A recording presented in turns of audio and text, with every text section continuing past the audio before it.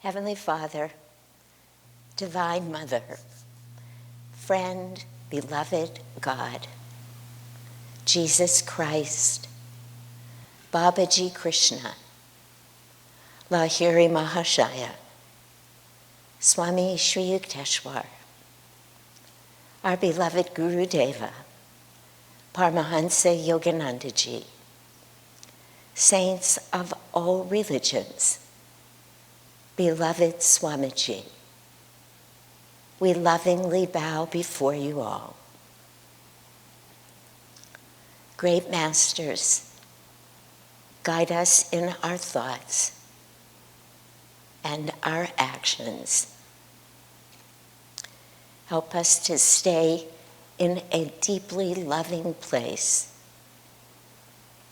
in touch with your joy, uplifted, leaving no room for negative thoughts to take charge of our lives.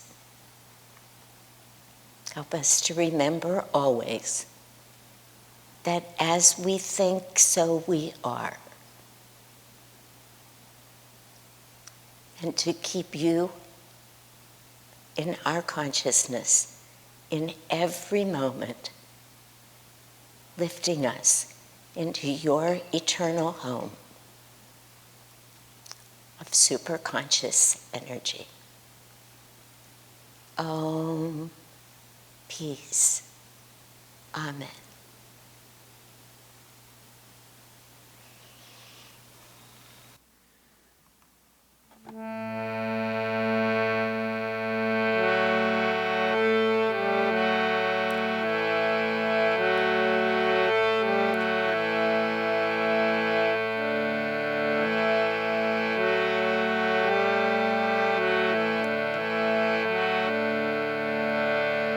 Fill my heart with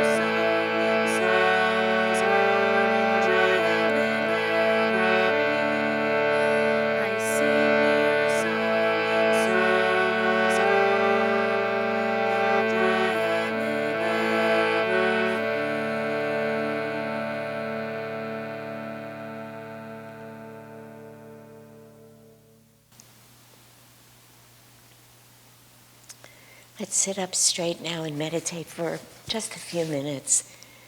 But let's keep the words to that chant in our mind. It's such a light chant that at times we could lose track of just what Swamiji has written here. I sing your song and sorrow's gone. In joy I live ever free. Let's take those words into meditation.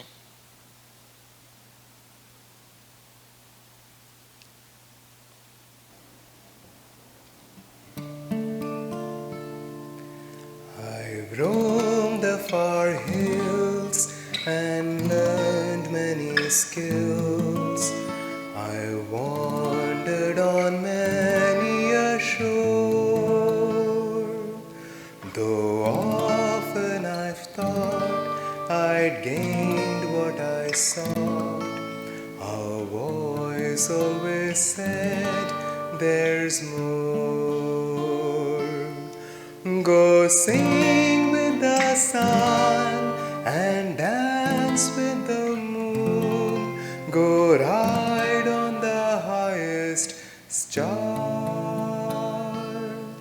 The reaches of space lack one special place. It's there that my heart did soar. Have you seen Sorrento?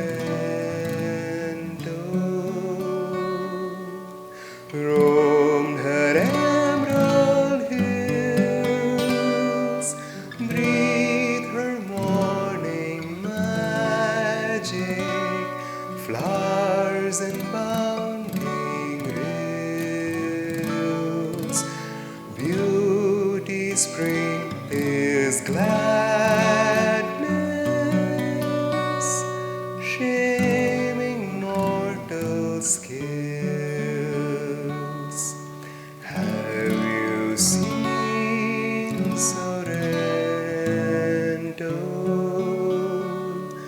Gazed on Naples Bay, sailed upon the blue sea, heard the wavelets play.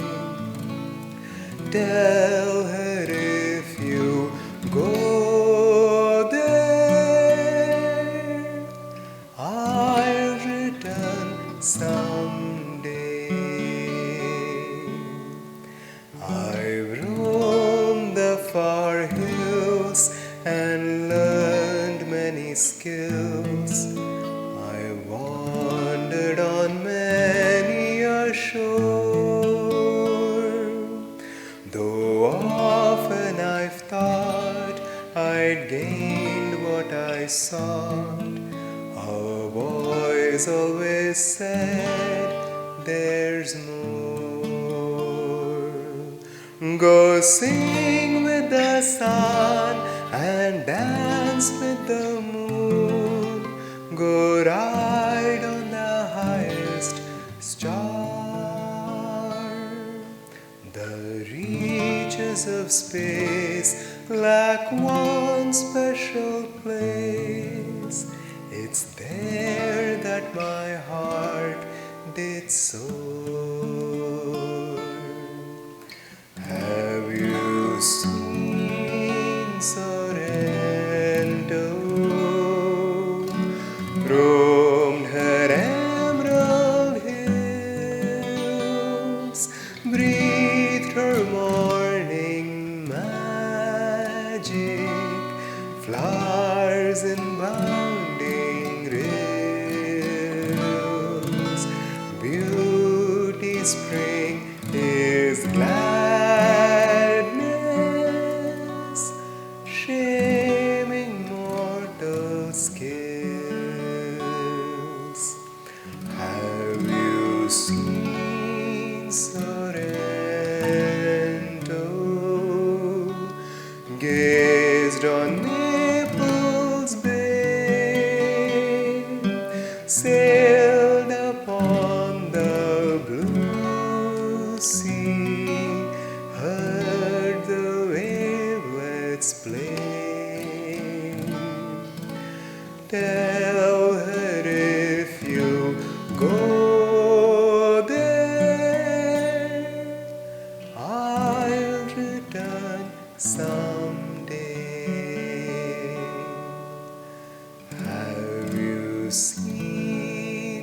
Sorrento.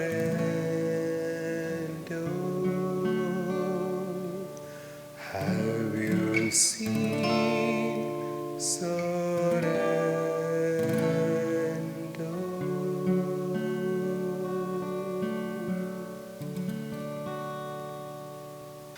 Sai Ganesh, what is the line in that song right before it says, shaming mortal skills? Beauty, Spring is gladness. beauty's spring is gladness. Are those words just spectacular? Really? Shaming mortal skills. Swamiji just is endlessly surprising with the perfection of catching a phrase or just saying something that many people would take sentences, if not paragraphs, and just putting it right there. So beautiful. I was thinking when I was listening to Sai Ganesh and Keshava practice this song earlier, you know, as we've mentioned, and as you probably know anyway, Swamiji wrote this book, Secrets of Emotional Healing, and then he wrote a song that would go with each day, each emotion. And that's the music that we're bringing to you. Lakshmi actually has come up with the chant that we do. Actually, Lakshmi and I think did a lot of it together on a drive to Los Angeles once this summer, but she may have altered that. But these songs that are being sung, or other than the dance that was performed last time, or whenever that was, Swamiji listed this song with this emotion. And it's not always clear to me how that song came for that emotion. It's not always obvious, oh, he's speaking about, like tonight we're talking about unkind thoughts. And one might listen to all of the words.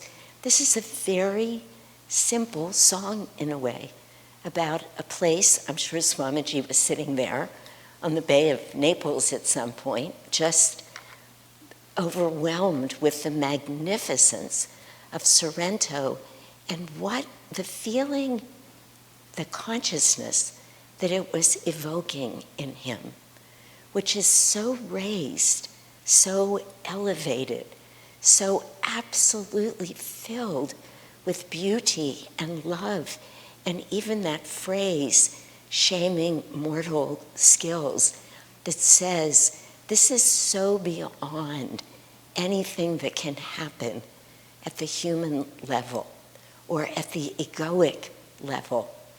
And he must have been, of course I'm guessing, and perhaps it's presumptuous, but I don't think so. I feel it. I felt it tonight. I haven't thought at all about this until I was sitting here, but I thought, feel this music. Sai Ganesh was singing it so beautifully. I mean, it was just very moving to me. And I thought, no, you cannot be in that beauty, in that love, in that state of consciousness where Swamiji was when he wrote this piece and have an unkind thought in your head. You can't. They're mutually exclusive. So it's so, of course this is true, but it's just one of those things that dawns on you and you sort of say to yourself, duh, I mean, you've been on this path for 40 years now. Is this the first time you're realizing this? No, but about this song, and in a certain way, yes. And that is that truth, that we cannot be, we can't have negative thoughts, we can't be, or feelings, we can't be feeling anger or greed or hatred, and be with this song, be in that uplifted state of consciousness. They are mutually exclusive. So it's beyond intellectual. There's no reason. Swamiji wouldn't say, listen to the words, or here's exactly how I figured out that this should go with negative thinking. But of course it goes with moving away from negative thinking, or how to neutralize negative thinking, because it's a state of consciousness that doesn't allow for that. It's so subtle and yet so obvious when you see it and really hear it and feel it, and just so perfect and right at the essence of the teaching tonight, which of course I'll say a lot more about. But you cannot love God the way we would want to love God and hold negative thoughts. Now, there's an awakening thought, because that's what we're doing on this path. And even if some of you are watching and you're not on this path means Ananda with this particular line of gurus behind me, and Swami Kriyananda, whatever drew you here, whatever you were looking for, some spiritual solution to emotional healing, whatever that was, whatever path you're on. Why did I start that whole sentence? I'm sorry, I lost the beginning of that thought. Let me see if it'll come back to me. Doesn't matter.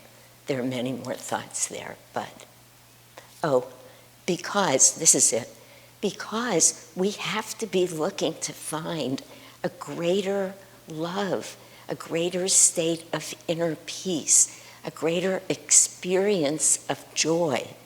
That's what we're looking for, all of us. That's why we're here together, sharing this. And this must be such a subtle thing that I'm trying to say, because I keep getting it, and then it just keeps eluding me. Isn't that interesting? I've had this experience before. I'm sorry I'm sharing it all out loud, because I grab it and I go right for it, and then I can't hold on to it again. But I wanted to say that we're all here looking for the same thing. So this idea that we can't love God if we're holding on to negative thoughts would be very important to us. So we could even say, let's just listen to this song a lot. Let's just listen to this music a lot, because it matters and it brings us, this is where I started this. Forgive me, it took a while to come back there, but that we can't do that which is our goal, know God, love God, have that experience of the divine, if we are thinking negative thoughts. It's just impossible. They can't fit together. You can't be feeling hatred, true hatred, and love in the same moment. You know, there are just certain experiences that one cannot have, even though I've said many times, and it's true, that light and dark can exist in the same moment. That's true. That's not the point of tonight's talk. And I don't want to get sidetracked. You can see how much trouble I might have getting back. But you cannot live in the love of God, which requires that divine consciousness, purely expanded, uplifted consciousness, and be holding on to negative thoughts, because negative thoughts are all about the ego. Ego's duality, superconsciousness is unity, and you can't be in both places at the same time. So it has to be then important to us when we can have an experience that would take us away from there. Let me read about the emotion.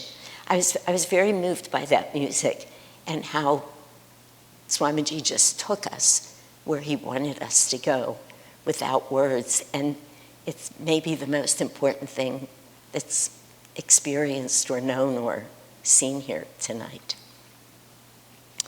Swamiji writes, the secret of overcoming unkind thoughts, which is better, I was calling them negative thoughts, but it's even better, of course, his word is better, unkind thoughts, is to reflect that the person you hurt most when you are uncharitable is yourself, but that the principal recipient also of your blessings when you are kind to others is yourself. Now, that's an interesting thing Swamiji says, and if I'm very honest, well, let me not say that. What he's saying here is that the secret to overcoming it is to remember that you hurt yourself the most if you harbor unkind thoughts, and that the principal recipient of the blessings when you're kind to others is yourself. And of course, that's the truth. And it's an important thing to remember. But I'd like to talk about many other aspects tonight of the importance of neutralizing unkind thoughts. This very topic tonight goes back to the absolute basics on our path, the very basics, that thoughts are things. And of course, many of us who are watching, if not everyone, knows that because it's right at the core of our teachings, but I'll say a few words about it for people who may be watching, again, who are not on this path. And that is that if we look at even the whole creation of the universe, that there was this state of super consciousness, and the thought came to create something, to be creative, to express itself, that one thought, that state of oneness, and a vibration was put behind it, and that vibration became the manifestation of that thought into everything in the universe. Every molecule of existence is the vibration of that thought. And this is what happens with us when we have a thought, when we start to speak. We put a vibration to it, and then we put our thoughts out there with the vibration through speech, but not just through speech. We put a vibration behind it. If I'm sitting in a room and I'm thinking actively unkind thoughts about somebody else in the room, or about the speaker, or about the decor in somebody's home, or an outfit that somebody's wearing, doesn't matter what it is, there's a vibration that goes out with that. And we now know, and we actually know this at a physical level, because the physicists have actually been able to prove now that electrons have profound effects on each other, even if they're separated by time and space. This is science now, this isn't my opinion. So an electron can be put into motion in one place in the universe, and they can measure the impact of that movement, or watch a reaction to that, or a sympathetic vibration with it someplace else on the universe. This happens, and it's been proved. So it says to us that every thought that we have, every time we put out energy in the form of, well, in any form, because every form that puts it out means that we're vibrating it out there. It's having a profound effect. That's a very important thing for us to know. We don't have to behave badly. If we think badly, it's having an effect on somebody. I've often said to people that I'm around, many people who will walk into a room and be slumping, or sit in the back of the room with their head down, or something big and energetic is going on in our temple, and somebody will just go over and lean against the wall like this. We are all about energy, Can we think that goes unnoticed? It's like when you watch somebody roll their eyes or turn like this when you say something and you say to them, "What?" And they say, "Nothing." That's not nothing. It's not at all nothing. You feel it, you know it, you can choose to have the argument with them or not. And it's challenging what I'm saying, because it means that if we want to be part of the upliftedness of the universe, of the positive flow of energy in the universe, of the upward and expanding experience here, if we want to be part of the solution to anything or everything, we have to watch where our mind goes. Now that is a challenge, but any unkind thought that we have, and we even defining it like that, unkind thoughts, which are of course what we're talking about tonight, but any negative thinking, any contractive thinking is going to have a profoundly negative effect. We may not see it now. You may get away with it. You may be able to say to your partner, "No, I wasn't upset with you," when you were very upset. And maybe they don't want to get into it with you right then. Who knows? Maybe they just weren't paying attention themselves, so they say, "Oh, okay." But no, it's not okay. The energy is out, and it will come back. It follows us. It's important because it's a part of us. This is a very interesting thing.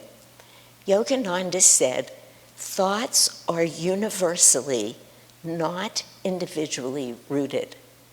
Now, that is a really challenging truth to get your mind around. I've seen it in play. I'm sure many, many people have. I often say, I've had this experience many times, particularly with Asha, who is, we're co-spiritual directors here. We've lived together, worked together. I'm sure many of you know Asha, but again, just for those of you who might not, I mean, she's started this, the Olivananda with Swami Kriyananda. She was there from the beginning. But she and I have lived and served together for 20 years now. And many times I would give a class on Saturday. And I would just be teaching, whatever the class was. If I came to Sunday service and she was giving the sermon, I couldn't begin to tell you how many times she would use a phrase that I had used or convey a thought, not quoting Swamiji or Master, but finding, because it was Saturday and Sunday and there was a class and there was a sermon and that was the energy. It's in a way inexplicable other than thoughts are universally, not individually rooted.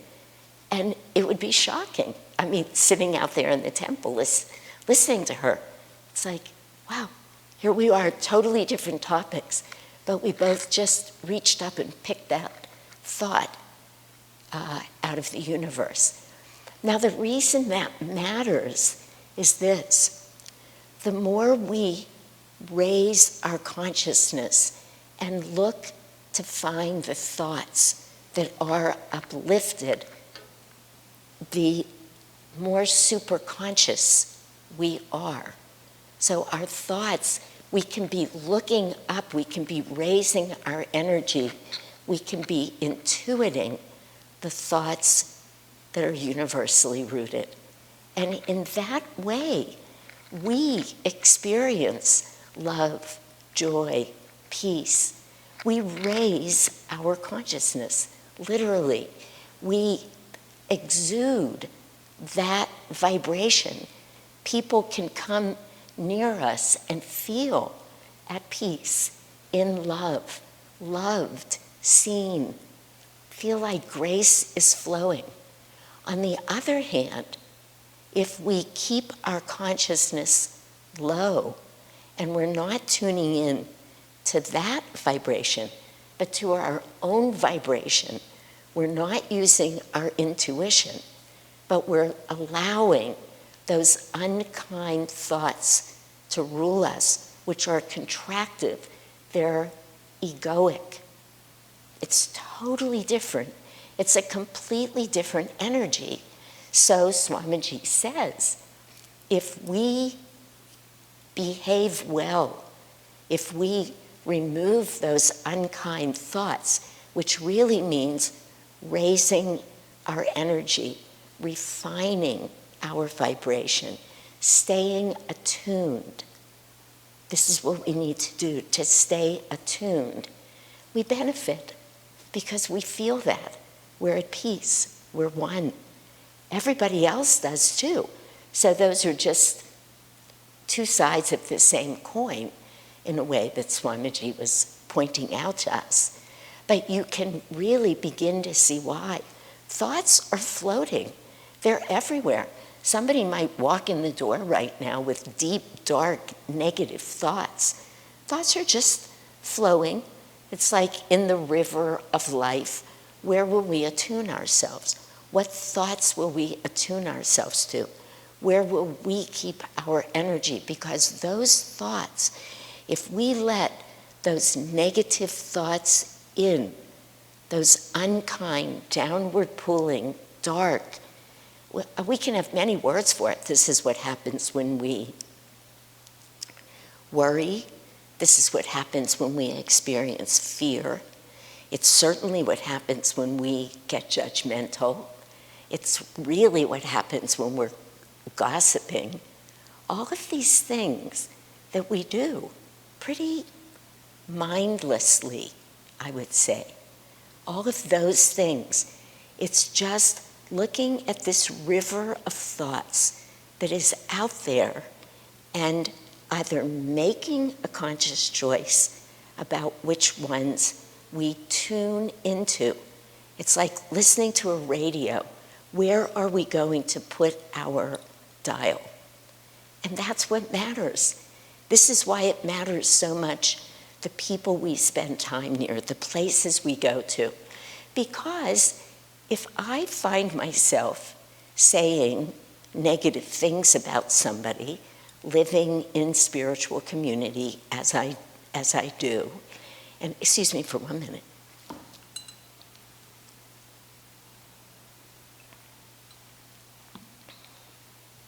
And spending most of my time around like-spirited souls who are on the same path I am and working very hard to refine their vibration as well. So when a friend looks at me and says, let's not go there, I am so grateful because we all need that help. Because otherwise, before I know it, I could be spinning a tale about a situation, about somebody, something. It just comes up all the time. This is the most mundane experience, but I'll tell you. I was trying to call an insurance company today. I will let it go unnamed. I almost said the name, but I didn't. And I was looking into potentially changing my insurance and the insurance of many of us here who work at the Sangha. And I called 3 times and I got this message that we all get now. You can either hold for 25 minutes or we'll call you back. Okay, call me back. 3 times they called me back in 24 minutes, all 3 times. And 3 times after 4 minutes, they disconnected me. Now that was a very frustrating experience. So the 4th time, I said to the woman, very nicely, would you do me a favor? Would you please write down my phone number so when we get disconnected, you can call me back? That'll save me a lot of time. So she says to me after about 10 minutes, I'm not the right person for you. I'm going to connect you to the right person. Okay? She connects me. I say to the woman, would you do me a favor? Would you write down my phone? I swear this is what happened. So the 3rd time, the woman says, oh no, I'm not really who you need, after listening to my whole story. I said to her, you know, I happen to be a physician, and I've worked closely with you, your company, and I like your company.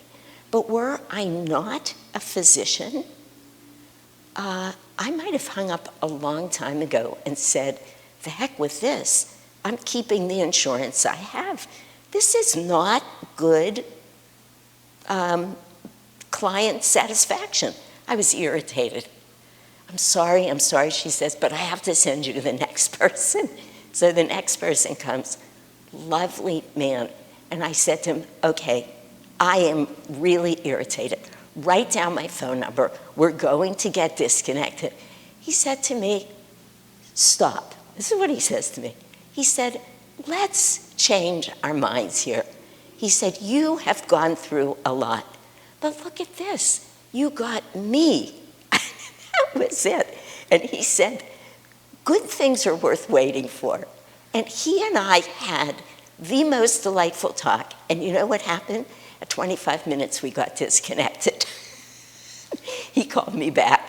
He said, okay, Shanti, one for you, but you still have me. Really, he helped me turn around. I was getting more and more and more negative, more and more unkind thoughts about the insurance company. Everything was going in the wrong direction. And then he said to me, let's not do it that way. Here we are. Let's have fun with this. Let's do this right. I will not disappoint you. It was so beautiful to be saved like that.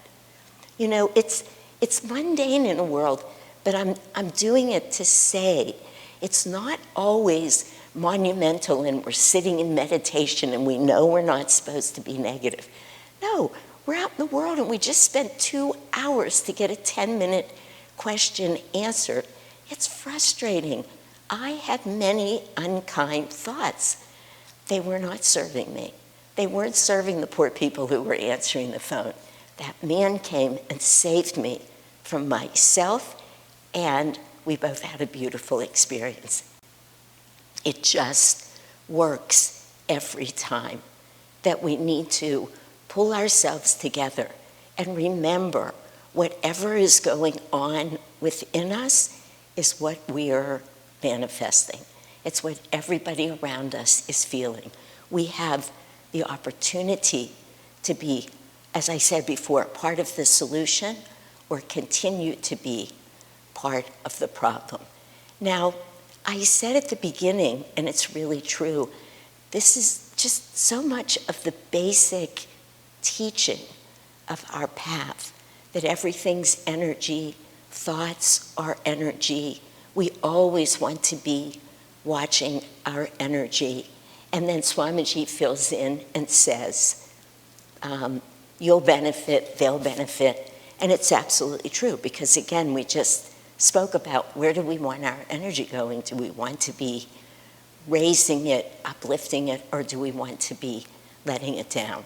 But remember this also, all of that vibration and energy has a lot of magnetism to it. Energy is magnetism. It's silly to say it has a lot of magnetism. That doesn't even make sense. It is magnetism. So the more unkind thoughts we have, the more difficult experiences we will have, and the more unkind thoughts we'll have. And it's not easy to grab a hold of it. This is why, I'm trying to think of, I think it was I think it was Sister Gyanamata. I could be wrong. Whoever said it, they were right. I'll leave it with that. Who said, the first thought that comes into your mind, you have no control over. It's there. But immediately after that, you can gain control of your thoughts. And we have to. That's exactly what we have to do. Today, when I was reading about a lot of this, just reading through a lot of different pieces that Swamiji had written, not on this topic. It's the interesting thing I keep saying about this book. There's not much written on the topic, but in and around it. So eventually, you just one pieces together an image. But I thought to myself, in the end, on the spiritual path, to really make these conscious choices to be well. That's what it is. Over and over, every emotion that we're talking about. Not 1 week have I felt, oh, this is easy. It's not easy. If it were easy, we wouldn't be in the predicament that we are. So we have to say to ourselves, what reminders can I put out there? How can I help myself to not get too far off track? Because, even in that mundane experience that I just shared with you, it's so easy to be self-righteous. It's so easy to start deciding why we were okay behaving that way. And it's such a silly self-justification because we're the ones who lose over and over and over. And yet we keep ourselves there. We keep wanting to explain ourselves away. And I really mean that. I was very grateful today that I wound up after 2 hours with Errol's help. Errol as in Errol Flynn, he told me. Asked me if I was old enough to remember Errol Flynn. I thought, honey, you have no idea I'm ancient, but I didn't tell him that. But the thing is he helped me so that I could not spend the rest of the day telling the story about how terrible they were, but rather leave feeling so well taken care of. I was going to say more than he knew, but probably not more than he knew, because he was the one who said to me, wait a minute, you got me. You waited 2 hours and you got me. It was so charming. It was just totally disarming, all in the right direction. So it's very, very easy. It's so shockingly and disappointingly natural to justify our predicament, to justify our judgment, to justify our unkind thoughts, our gossip, our judgmentalness. It actually really is. And we don't want to be doing that. That means we have to, what's the expression? Grab ourselves by the bootstraps or something, whatever that means. I'm not even sure what it means, but it means get a hold of yourself, stand up straight, do what's right, remind ourselves this will not feel good. It's like, how many times do I have to apologize to people later that day or the next morning before I get it? Don't go there. Don't think that way. We are setting a whole train of reactions into play that we can barely fathom. And I call this, in a way, not this particularly, but so many things on the path. It's like a spiritual boomerang. It just comes right back to us. Everything comes right back to us. So let's change our mind, change our thoughts, decide to really think good things. Take seriously what Swamiji says when he says, people often say you are what you eat. You're not what you eat, but you are what you think. You are what you think because what you think is a statement about the very vibration of this soul, this whole being. So next time that we go to have a critical thought or any of those that I've been mentioning, just ask ourselves, don't even ask yourself. If you stop to ask yourself, what's the point of going there? You lost the game. You're already there. You're in the logic. You're arguing with your ego. Nope, the ego wins. Just say, no, that's not where I want to be. How can I decide to be kind, generous, giving, loving, complimentary, roomy, understanding? There's so many ways to be, so many thoughts that we can tune into as they flow by on that river of life. it's challenging because they're in those little seeds at the very core of our being, holding on in those vrittis. Now we have to be stronger than that. Keep bringing energy up here. Keep magnetizing. Keep looking up as much as we can into that light, which is about joy and ultimately our freedom. That's where it is.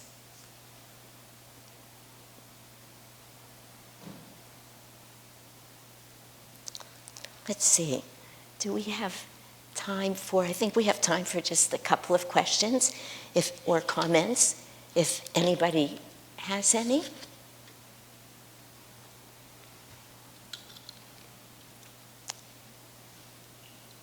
Sai Ganesh, can you give me a gallery view here? Hello, great souls.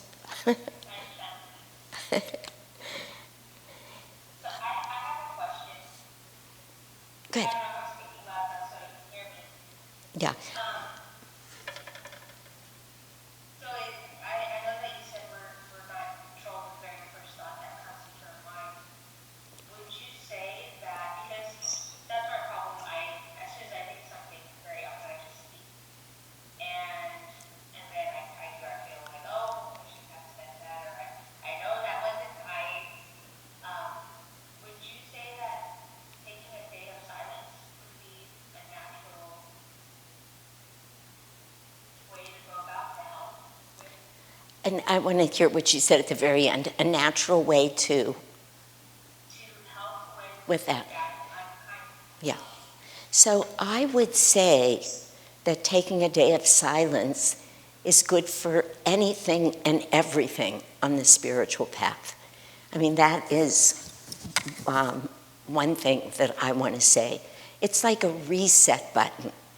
Whenever we can do that, this is part of why, but right at the core of why, Master said, we're having a little tech difficulty here. Let me see. Am I still on? Okay, I'm with you guys, but a little problem over here. This is why Master said seclusion is the price of greatness. And it really is, because it does give us time to reset and to come back to that which is most meaningful, that which we know to be true. Again, I mean, I'm answering you, Letty. I know who you are. I know who you want to be, how you want to be. And then, our egos get a hold of us. So I would say absolutely a day of silence is wonderful. But if we all took a day of silence for every unkind or negative thought that we had, we would be in silence all the time, let's be honest. So what I would say is this: the argument that we get into with ourselves after that, like what you were describing, which is perfect. Oh, gee, that wasn't nice. Why did I say that? I shouldn't have said it. That, in an interesting way, becomes the next hold that ego has on us. So you have an unkind thought, or, we could say about behaving badly, anything.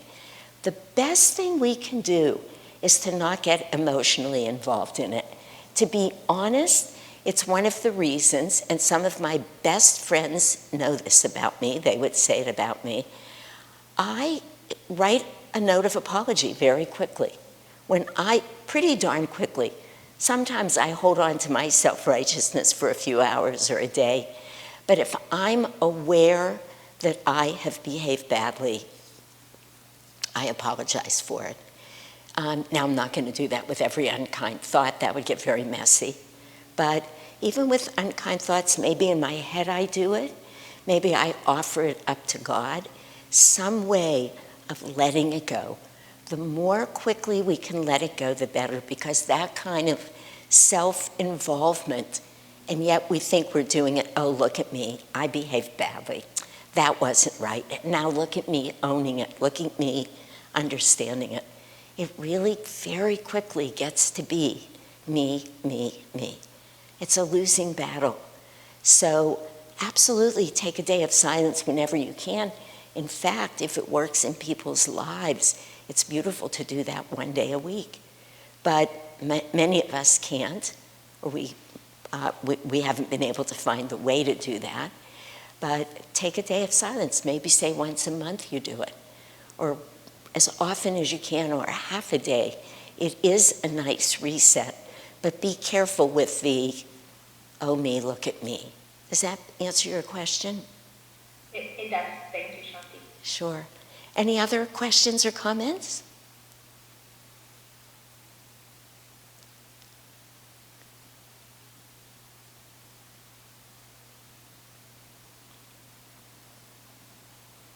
All right. Then I'll say goodnight to all of you, and I'll see you in 2 weeks. Have a blessed couple of weeks.